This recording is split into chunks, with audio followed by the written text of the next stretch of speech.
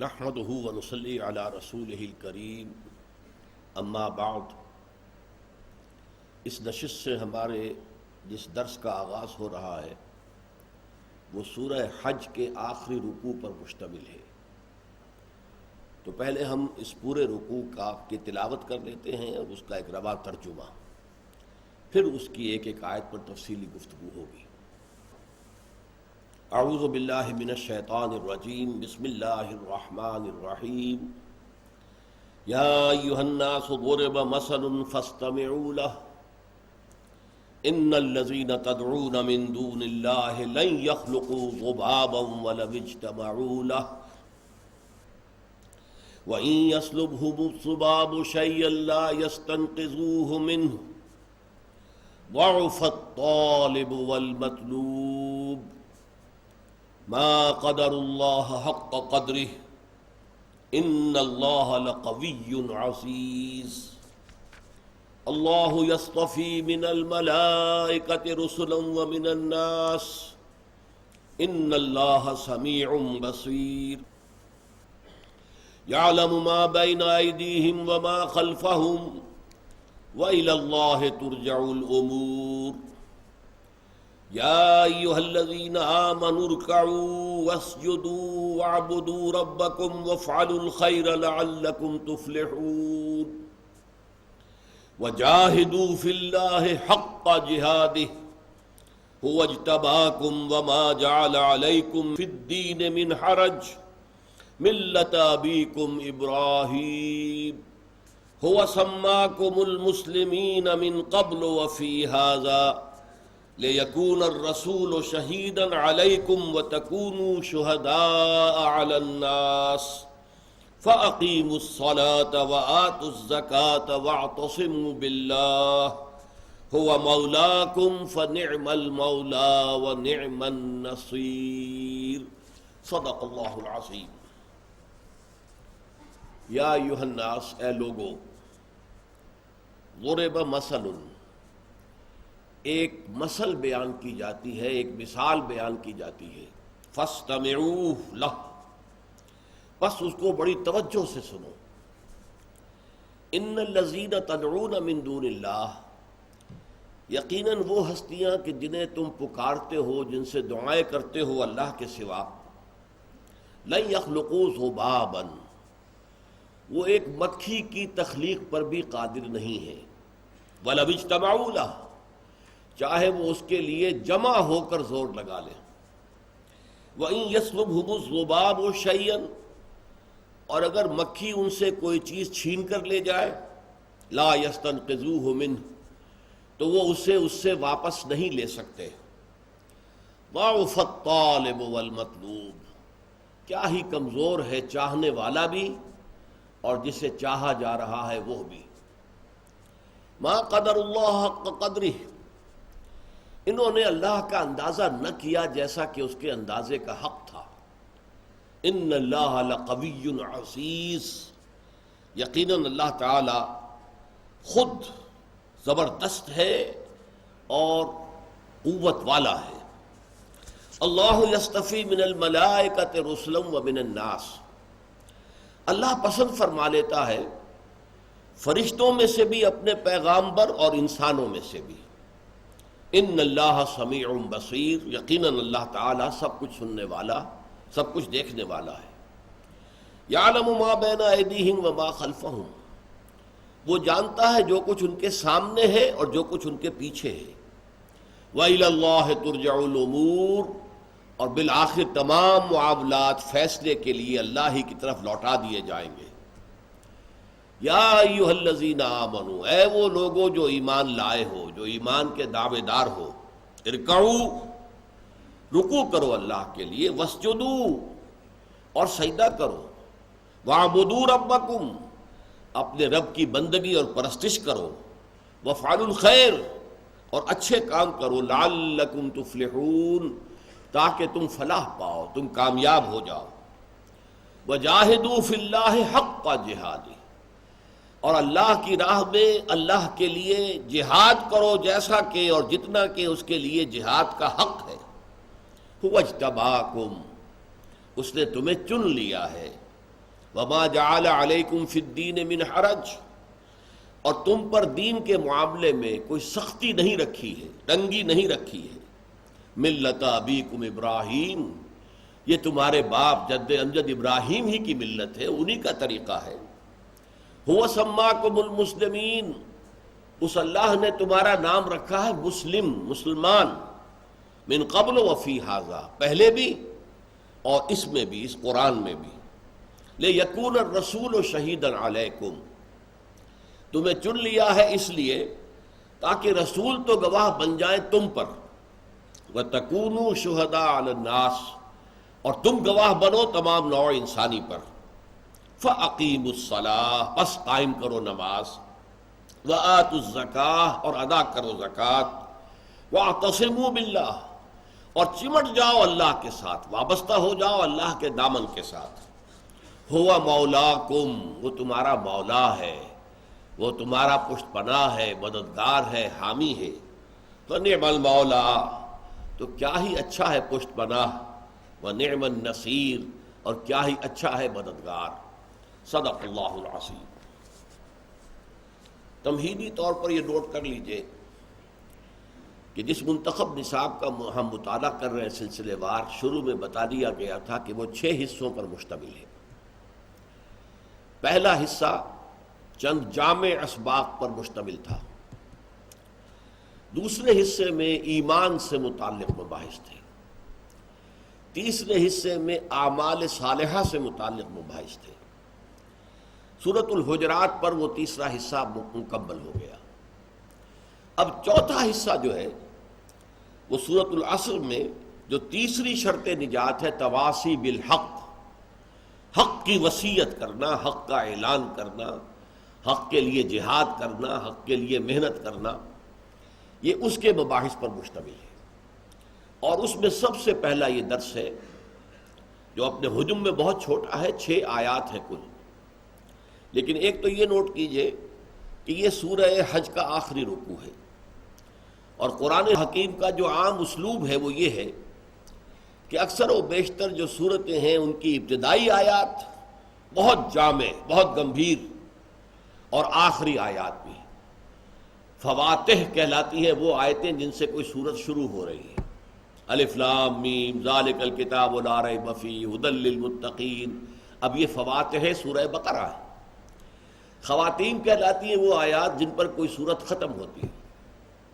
لا یکلف اللہ نفسا الا وسعها لها ما کسبت وعلیها ما اکتسبت ربنا لا تؤاخذنا ان نسینا واخطأنا الی الآخر۔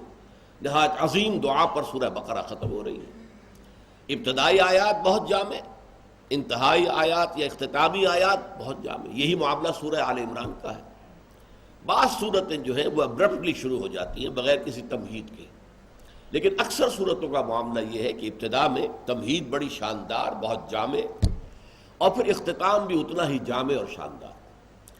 تو یہ سورہ حج کا جو اختتامی رکوع ہے 6 آیات پر مشتمل، یہ ایک اعتبار سے قرآن حکیم کا جامع ترین مقام ہے، ایک خاص اعتبار سے۔ میں جب یہ لفظ استعمال کرتا ہوں، یہ اہم ترین آیت ہے، وہ کسی خاص پہلو سے اہم ترین آیت ہوتی ہے، ورنہ تو یہ قرآن مجید کا ہر لفظ اہم ترین ہے، لیکن یہ کہ مختلف موضوعات کے اعتبار سے مختلف آیات مختلف صورتوں کو خصوصی اہمیت حاصل ہے، اہمیت، اور وہ اہم ترین کہلائی جا سکتی ہے اس موضوع میں۔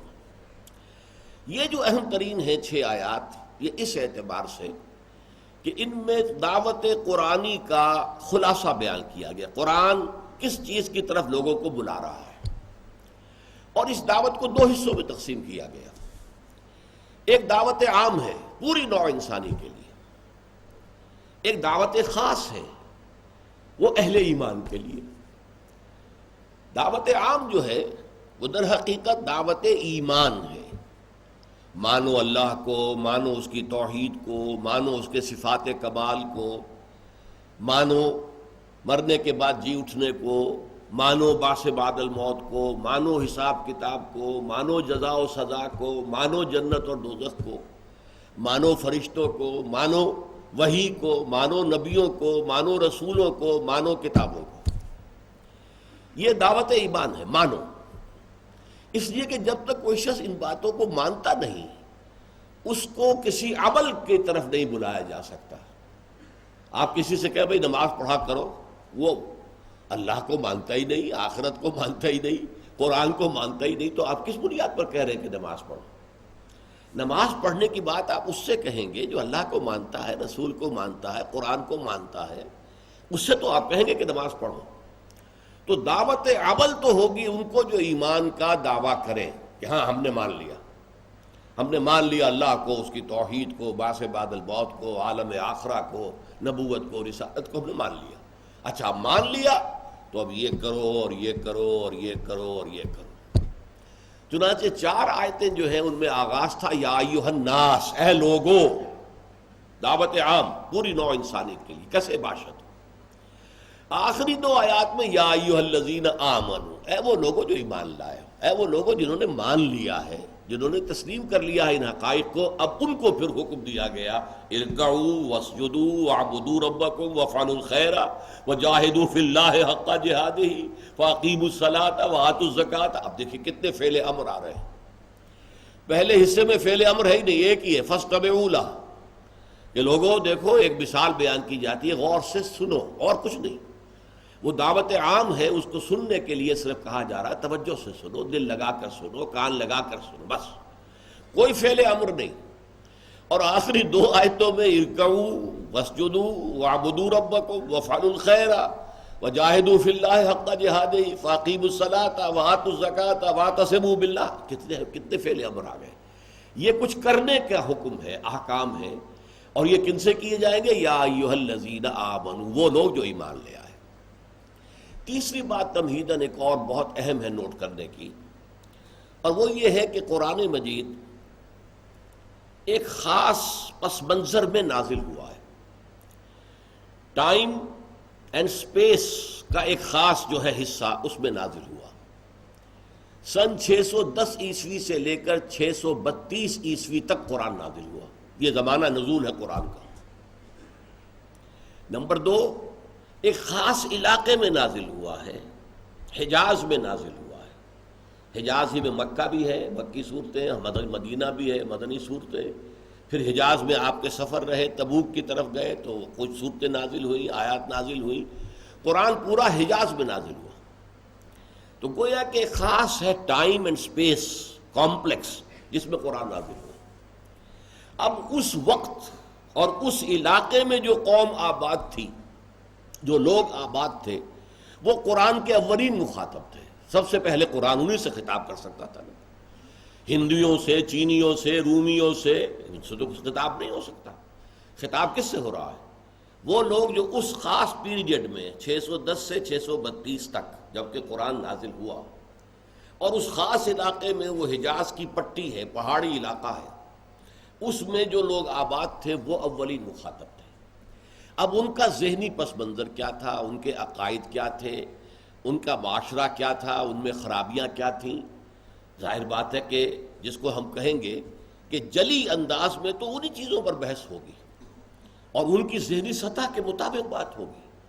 وہ ان پڑھ قوم تھی، ان سے فلسفیانہ مسائل پر بحث کی جاتی تو یہ تکلیف مالا یطاق ہو جاتی، نہ ان کی سمجھ میں باتیں آتی۔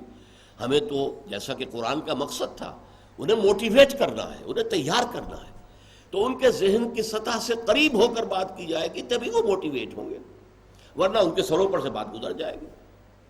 اس اعتبار سے قرآن مجید کا زیادہ حصہ جو ہے وہ ایک خاص پس منظر میں، ایک خاص قوم، اس کے حالات، ان کا جو حالات تھے، ان کے جو عقائد تھے، ان سے زیادہ جلی طور پر، واضح طور پر بحث کرتا ہے۔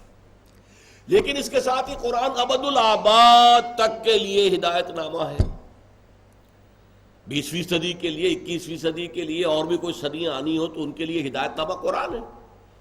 علم بڑھے گا، سائنٹیفک نالج کا ایکسپلوژن ہوگا، انسان کا عام ذہنی جو سطح ہے وہ بڑھے گی، لیول آف کانشیسنس بڑھے گا، تو قرآن کو وہ ہدایت بھی دینی ہے جو اس دور کے لوگوں کے لیے مناسب ہے۔ یہ چیز قرآن مجید میں خفی انداز میں ہے۔ یہ جلی اور خفی 2 الفاظ نوٹ کر لیجئے۔ جلی انداز میں، واضح انداز میں، اور میکسیمم حصہ جو ہے وہ بحث کرتا ہے اس سطح پر کہ جو جس پر کہ اس وقت کا وہ معاشرہ تھا بالفعل، جو اولین مخاطب تھے، لیکن خفی انداز میں بیچ بیچ میں ایسی چیزیں بھی آ جاتی ہیں جن کو وہ لوگ پڑھ کر گزر جائیں گے، کوئی خاص توجہ نہیں دیں گے، اور جن کے ذہن میں فلسفیانہ مسائل ہیں، عقدے ہیں جو حل کرنے میں لگے ہوئے ہیں، وہ وہاں پر رک جائیں گے، وہ وہاں پر اپنی جو مائکروسکوپ ہے، ذہنی مائکروسکوپ، اس کا جو ہائی پاور لینس ہے اس کو لگا کر ٹک جائیں گے وہاں پر، اس پر غور کریں گے۔ تو آج کے اس درس میں اس کی بہت عمدہ مثال آپ کے سامنے آئے گی۔ دیکھیے، جو عمومی دعوت ہے قرآن کی، وہ دعوت ایمان، اس کے 3 اجزاء ہیں۔ ایمان باللہ، توحید کے ساتھ۔ یہ میں نے خاص طور پر کیوں کہا؟ ایمان باللہ تو سب کو حاصل تھا، بدترین مشرک جو ہیں وہ بھی اللہ کو تو مانتے تھے نا، تو اللہ کے ساتھ کچھ چھوٹے خداؤں کو مانتے تھے۔ ان کا جرم یہ تھا، ایتھیزم جسے آج کہا جا رہا ہے کہ خدا کا سرے سے انکار، وہ دنیا میں پہلے نہیں تھا اور آج بھی نہیں ہے۔ آج بھی ایتھیسٹ جو ہے اس نے در حقیقت مادے کو وہاں بٹھا دیا ہے، خدا بنا دیا ہے۔ خدا کو مانے بغیر چارہ کار نہیں ہے، یا مادے کو خدا بنا لیں گے آپ، یا یہ ہے کہ کسی اور ہستی کو خدا بنائیں گے۔ تو اللہ کو سب مانتے تھے۔ اب عیسائیوں میں اللہ، گاڈ ایز فادر، پھر گاڈ ایز سن، گاڈ ایز ہولی گھوسٹ، لیکن اللہ تو ہے اوپر۔ ہندوؤں میں مہادیو، مہادیو تو ایک ہی ہے، دیویاں اور دیوتا بے شمار ہیں۔ گریک اور رومن، ان عقائد میں کیا تھا؟ گاڈ، بڑے جی سے لکھا جائے گا، گاڈ، یہ ایک ہی ہے، یہ اومنی پوٹنٹ ہے، اومنیشینٹ ہے، اومنی پریزنٹ ہے، ہر جگہ موجود ہے، علی کل شیء قدیر ہے، ہر شے کا جاننے والا۔ چھوٹے جی سے لکھے جائیں گے گاڈز اینڈ گاڈیسز، یہ دیویاں دیوتا ہے۔ لہذا اللہ کو تو مانتے سب ہیں۔ اصل شے کیا ہے؟ اللہ کو توحید خالص کے ساتھ ماننا۔ قل هو اللہ احد اللہ الصمد لم یلد ولم یولد ولم یکن لہ کفوا احد، یہ ہے توحید، یہ ہے اخلاص۔ پھر نمبر 2 بات کیا بنواتا ہے قرآن؟ رسالت کو مانو کہ اللہ کے نمائندے انسانوں میں اللہ نے چن لیے، ان کو اپنا نمائندہ بنایا، ان کے پاس فرشتوں کے ذریعے، وحی کے ذریعے اپنا پیغام بھیجا، انہیں مامور کیا وہ تم تک اپنا پیغام پہنچا دیں، اللہ کا پیغام پہنچا دیں۔ مانو اس کو کہ مرنے کے بعد ریزریکشن ہے، بعث بعد الموت ہے، حساب کتاب ہے، جزا و سزا ہے، جنت اور دوزخ ہے۔ تو پہلی 4 آیات میں ان 3 چیزوں پر گفتگو ہوئی ہے، اور زیادہ جو ایمفیسس ہے 2 آیات جو ہیں وہ توحید کے بارے میں ہے۔ لیکن شرک کا ایک معاملہ وہ تھا جو اس معاشرے میں تھا، وہ کیا تھا؟ بت پرستی۔ بتوں کو پوج رہے ہیں، بتوں کو دھو رہے ہیں، چوم رہے ہیں، چاٹ رہے ہیں، دودھ سے دھو رہے ہیں، پانی سے دھو رہے ہیں، پھر دھون پی رہے ہیں، جیسے ہندو اب بھی کرتا ہے۔ ہندوستان کے اندر بت بنا رکھے عجیب عجیب شکلوں کے، کسی کی ناک جو ہے وہ ہاتھی کے سونڈ کی طرح ہے، کسی کا کچھ اور ہے، کسی کے 10 ہاتھ ہیں، 10 پاؤں ہیں، بنا رکھی ہے شکل۔ پھر ان کو جا کر ان کے آگے ہاتھ جوڑتے ہیں، متھے ٹیکتے ہیں، چومتے ہیں، چاٹتے ہیں، ان کو پھر نہلاتے ہیں، دھوتے ہیں، اس کا دھون تبرک سمجھ کر پیتے۔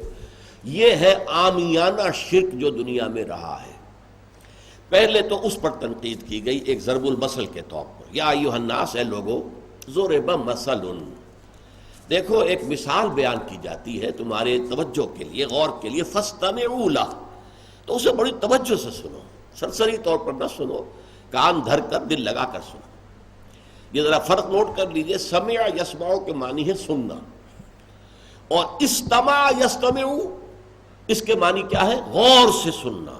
یہی لفظ آیا ہے قرآن مجید میں، فَإِذَا قُرِئَ الْقُرْآنُ فَاسْتَمِعُوا لَهُ وَأَنصِتُوا، اے لوگوں جب قرآن کی تلاوت ہو رہی ہو، قرآن کی قرأت ہو، قرآن کو پڑھا جائے تو پوری توجہ سے اس کو سنو اور خود خاموش رہو، تاکہ پوری کنسنٹریشن تمہاری قرآن کے سننے پر ہو جائے۔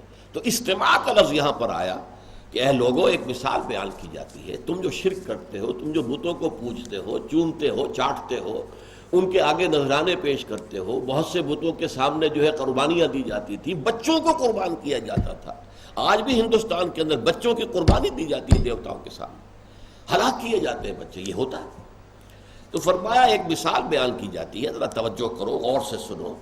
ان الذین تدعون من دون اللہ، یہ ساری ہستیاں جنہیں تم اللہ کے سوا پکار رہے ہو، پرارتھنا کر رہے ہو، دعائیں کر رہے ہو، چلا رہے ہو ان کے سامنے، لن یخلقوا ذبابا ولو اجتمعوا لہ، وہ ایک مکھی تک کی تخلیق پر قادر نہیں ہے چاہے وہ سب کے سب جمع ہو جائیں۔ اب دیکھیے یہاں پہ قافیہ فاستمعوا لہ وَلَوْ اجْتَمَعُوا لَهُ، یہ جو ہے یہ در حقیقت قرآن کا میوزک ہے، غنا ہے قرآن کا۔ اس میں جو ایک صوتی آہنگ جو ہے قرآن مجید کی آیات کے اندر، اس سے ایک ملکوتی غنا، ایک ملکوتی موسیقی، ڈیوائن میوزک ہے جو ہمارے سامنے آتا ہے۔ اسی لیے حکم دیا گیا ہے زینوا القرآن باصواتکم، قرآن مجید کی تلاوت کرتے ہوئے حسن صوت سے قرآن کو مزین کرو۔ تمہیں اللہ نے اچھی آواز دی ہے تو اچھی آواز سے قرآن کو پڑھو۔ وَمَن لَّمْ يَتَغَنَّ بِالْقُرْآنِ فَلَيْسَ مِنَّا، جو قرآن مجید کو اچھی سے اچھی آواز میں پڑھنے کی کوشش نہیں کرتا وہ پھر ہم میں سے نہیں ہے۔ یہ قرآن کا حق ہے۔ یا ایھا الناس ضرب مثل فاستمعوا لہ ان الذین تدعون من دون اللہ لن یخلقوا ذبابا ولو اجتمعوا لہ۔ اس سے بھی آگے بڑھ کر بات فرمائی وَإِن يَسْلُبْهُمُ الذُّبَابُ شَيْئًا، اگر مکھی ان سے کوئی چیز چھین کر لے جائے، لا یستنقذوہ منہ، تو وہ اس سے واپس بھی نہیں لے سکتے۔ اتنے لاچار، اتنے بیچارے۔ تم حلوے مانڈے ان کے سامنے رکھتے ہو، بتوں کے سامنے پیش کر رہے ہو، اور اس پر مکھیاں بنبنا رہی ہیں، وہ بت تو مکھیوں کو ہٹانے کے قادر نہیں ہے۔ عام انسان بھی کبھی پسند نہیں کرے گا کہ اس کے سامنے جو کھانا رکھا ہوا ہے اس پر مکھیاں بنبنا رہی ہیں، ہٹائے گا، بھگائے گا مکھیوں۔ یہ تو اتنے لاچار ہیں، اتنے بیکار ہیں، نہ ان میں جنبش ہے، نہ ان میں سماعت ہے، نہ ان میں بصارت ہے، نہ ان میں کوئی طاقت ہے، نہ خیر کی ہے نہ شر کی ہے، لا حول ولا قوت الا باللہ۔ تو یہ کن کو پوج رہے ہو تم؟ یہ ہے ان کے اندر ایک انٹروسپیکشن کہ ذرا اپنے گریبانوں میں جھانکو، کس کو پوج رہے ہو؟ اپنا غور کیجئے، یہی جو مثال الفاظ میں یہاں بیان کی گئی ہے وہی حضرت ابراہیم نے عمل میں کر کے دکھائی تھی۔ جب سب لوگ شہر سے باہر نکل کر چلے گئے، بت خانہ خالی تھا، شہر خالی تھا، آپ یہ کہہ کر رہ گئے تھے کہ میری طبیعت ٹھیک نہیں ہے، میں نہیں آپ لوگوں کے ساتھ باہر جا سکتا۔ کوئی ہوگی پوجا جو ہوتی ہے خاص، کھلے میدان میں جا کر پوجا ہندو بھی کرتے ہیں، تو ایسے ہی کوئی خاص پوجا ہوگی جس کے لیے سب چلے گئے، شہر خالی، بت خانہ خالی۔ یہ گھس گئے، تیشہ ہاتھ میں پکڑا، سارے بتوں کو توڑ دیا، لیکن جو بڑا بت تھا اسے رہنے دیا، اور جو تیشہ تھا جس سے سب کو توڑا تھا وہ اس کے کندھے پر لٹکا دیا۔ اب آپ سوچئے کیا قیامت برپا ہوئی ہوگی جب لوگ واپس آئے، انہوں نے اپنے معبودوں کا حال دیکھا۔ ہندوستان میں اگر بنارس میں یا متھرا میں یا کسی کاشی میں کسی جگہ یہ حادثہ ہو جائے تو قیامت آ جائے گی کہ نہیں؟ تو وہ لوگ چیخے چلائے، کیا ہوا، کس نے کیا؟ کسی نے کہا ہاں ایک نوجوان ابراہیم ہے، وہ ذکر کیا کرتا تھا کہ یہ کوئی چیزیں نہیں ہیں جنہیں تم پوچھتے ہو، سب غلط ہے۔ اچھا لاؤ اسے بلاؤ، حاضر کرو۔ آئے حضرت ابراہیم، کیا تم نے ان کو توڑا ہے؟ اس نے توڑا ہوگا جو کھڑا ہوا ہے، جس کے کندھے کے اوپر جو ہے یہ تیشہ بھی موجود ہے، جسے آپ کہتے ہیں آلہ واردات، وہ آلہ واردات بھی برآمد ہو رہا ہے اس کے پاس، اور یہ کھڑا ہوا ہے، باقی سب ٹوٹے ہوئے ہیں۔ تو سرکمسٹانشل ایویڈنس کیا بتا رہا ہے؟ پوچھو اس سے۔ کہا ابراہیم تم جانتے ہو نہ یہ سنتے ہیں نہ بات کرتے ہیں۔ تو فرمایا تف ہے تم پر کہ تم ان کو پوچھتے ہو، اف لکم وما تعبدون۔